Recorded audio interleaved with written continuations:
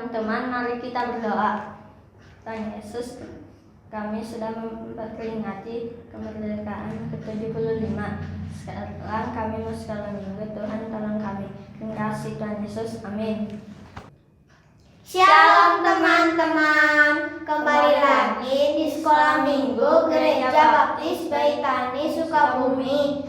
Teman-teman, kita telah merayakan kemerdekaan Indonesia tanggal 17 Agustus 2020 hari Senin kemarin. Nah, untuk memperingati hari raya kemerdekaan kita, mari kita menyanyikan lagu Indonesia Pusaka.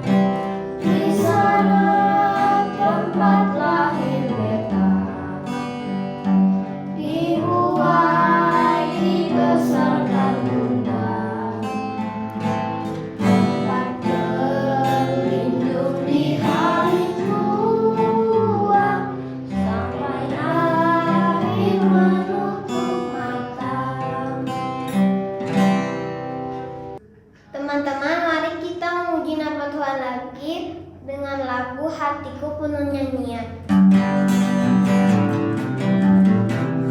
Hatiku penuh nyanyian, hatiku bernyanyian, hatiku bernyanyi untuk Raja segala raja. Hatiku penuh nyanyian, hatiku penuh nyanyian, hatiku bernyanyi untuk Raja segala raja. Sembahlah dan pujilah Dia, sembahlah dan pujilah Dia, sembahlah dan pujilah Dia, Raja segala raja.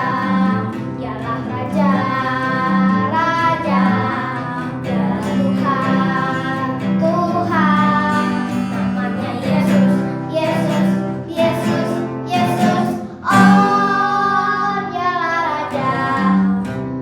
Hatiku penuh nyanyian, hatiku penuh nyanyian, hatiku bernyanyi untuk Raja segala raja.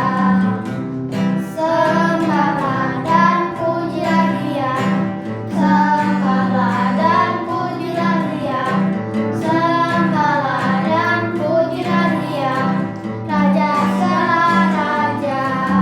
Dialah Raja, Raja, Dialah Tuhan, Tuhan. Namanya Yesus, Yesus, Yesus, Yesus. Oh, Dialah Raja. Teman-teman, mari kita mendengarkan firman Tuhan. Duduk yang tertib. Mari kita menyanyikan lagu Allah Itu Baik.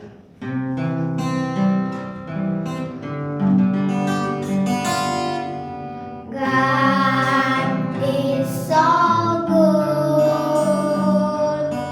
God is so good. God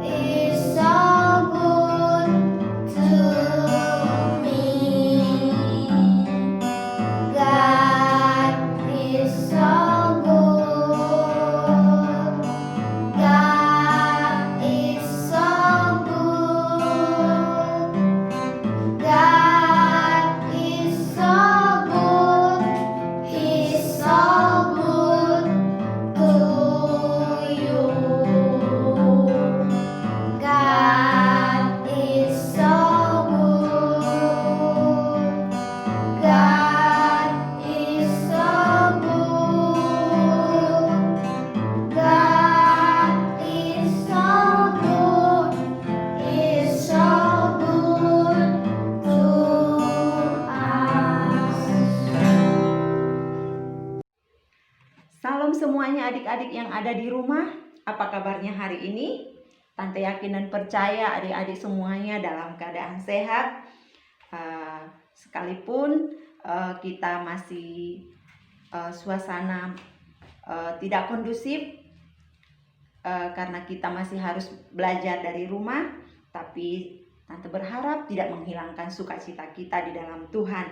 Saat ini kita akan masuk dalam pembelajaran yang baru, yaitu pelajaran 12 yang berjudul Hal yang Baik tentang Pemberian Tuhan, yang diambil dari Kisah Para Rasul 17 ayat 16 sampai 34. Adik-adik, minggu yang lalu kita sudah belajar tentang Timotius. Sebagaimana yang kita ketahui adalah bahwa Timotius adalah anak rohaninya Paulus, di mana Timotius orang yang siap dilatih, orang yang siap untuk memberitakan Injil kepada orang-orang yang belum percaya kepadanya. Hari ini juga kita masih tetap belajar tentang Injil, bagaimana Paulus belajar memberitakan Injil di kota Athena. Adik-adik, tahukah kalian bahwa semua orang yang ada di dunia ini percaya bahwa yang menciptakan alam semesta ini adalah Tuhan, tapi mereka tidak tahu Tuhan itu siapa.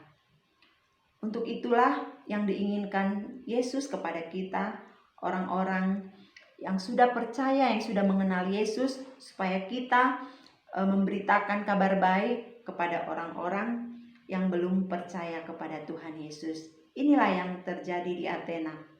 Athena itu sangat terkenal dengan orang-orang yang pandai di dalam membuat patung.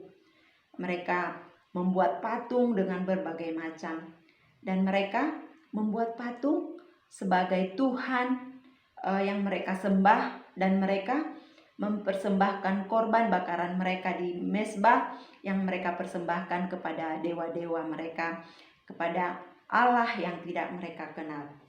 Karena itulah Roh Kudus menggerakkan hati Paulus untuk pergi ke Athena untuk memberitakan kabar baik. Ketika Paulus tiba di Athena, dia sangat sedih melihat patung-patung yang mereka buat untuk mereka sembah. Untuk itu Paulus berdiskusi dengan orang-orang Yahudi yang ada di Bait Allah yang percaya kepada Tuhan, tentang siapa Tuhan itu. Dan dia juga berdiskusi dengan orang-orang yang di pasar, karena pasar di Athena itu adalah sebagai sarana atau tempat untuk memberitakan atau menceritakan tentang sesuatu hal-hal yang baru. Dan Paulus juga berdiskusi dengan Epikuros dan Stoa. Mereka ini adalah dari golongan ahli-ahli pikir, dan dia bersoal jawab tentang siapa Yesus yang akan diceritakan oleh Paulus. Ini adalah kesempatan bagi Paulus untuk memberitakan Injil, yaitu tentang kebangkitan Tuhan Yesus dari kematian. Awalnya orang-orang Athena sangat semangat untuk mendengar cerita yang diceritakan oleh Paulus. Tetapi mereka sangat susah untuk menerima bahwa Yesus itu bangkit dan hidup kembali dari kematian. Untuk itu Paulus dibawa di Areopagus. Areopagus adalah biasanya dipakai untuk sidang di dalam mengadili perkara tentang kejahatan. Mereka bertanya, bolehkah kami tahu tentang ajaran baru yang engkau beritakan itu? Dan Paulus mulai berdiri dengan semangatnya yang berkobar-kobar. Dia sampaikan bahwa Yesus itu adalah juru selamat. Yesus itu adalah, Tuhan itu adalah yang menciptakan langit dan bumi dan segala isinya serta yang bergerak di dalamnya. Awalnya mereka semangat untuk mendengarkan, tetapi di antara mereka ada yang mengejek, ada yang menolak, karena bahwa mereka menolak pelajaran yang disampaikan oleh Paulus, lalu Paulus meninggalkan mereka. Tetapi walaupun di antara mereka ada yang tidak percaya, tetapi ada sukacita yang besar. Ada yang percaya, yaitu Dionysius dan seorang wanita yang bernama Damaris, serta dengan orang-orang yang lainnya. Adik-adik, kita bersyukur kita adalah sebagai orang yang menerima anugerah yang terbaik yang daripada Tuhan, pemberian terbaik yang daripada Tuhan, yaitu hidup yang kekal. Kita bersyukur untuk itu. Untuk itu, sebagai orang-orang yang sudah ditebus oleh Tuhan, sebagai orang-orang yang sudah diselamatkan oleh Tuhan, mari kita terus menyampaikan kabar baik kepada orang-orang yang belum percaya kepadanya. Kita jangan pernah malu untuk menceritakan siapa Tuhan Yesus itu, baik itu kepada keluarga kita, kepada teman, kepada tetangga, atau kepada siapa saja yang belum percaya kepadanya. Untuk itu adik-adik, kita bersyukur untuk keselamatan yang sudah Tuhan berikan bagi kita. Terima kasih semuanya adik-adik. Sampai di sini ceritanya. Sekarang kita mau masuk kepada ayat hafalan, yaitu Kisah Para Rasul 17 ayat 28a. Yang bunyinya adalah, kita berada di dunia ini oleh karena kekuasaan Dia. Kita ulangi bersama-sama. Kisah Para Rasul 17 ayat 28a. Kita berada di dunia ini oleh karena kekuasaan Dia. Sekali lagi, Kisah Para Rasul 17 ayat 28a. Kita berada di dunia ini oleh karena kekuasaan Dia. Ya, sebelum kita menutup acara kita mau berdoa dulu. Yuk, lipat tangannya, kita mau sama-sama berdoa. Bapa yang baik, Bapa yang kami sembah dalam nama Yesus Kristus, sungguh kami bersyukur kepadamu ya Tuhan, untuk setiap anugerah keselamatan yang Kau berikan bagi kami. Kami bersyukur kalau hari ini kami boleh kembali beribadah bersama anak-anak kami yang di rumah, sekalipun lewat online, namun kami yakin dan percaya kuasa-Mu tidak pernah terbatas bagi kami orang-orang yang percaya kepadamu. Kami terus berdoa Tuhan untuk bangsa kami yang saat ini masih mengalami pertambahan orang-orang yang positif COVID-19.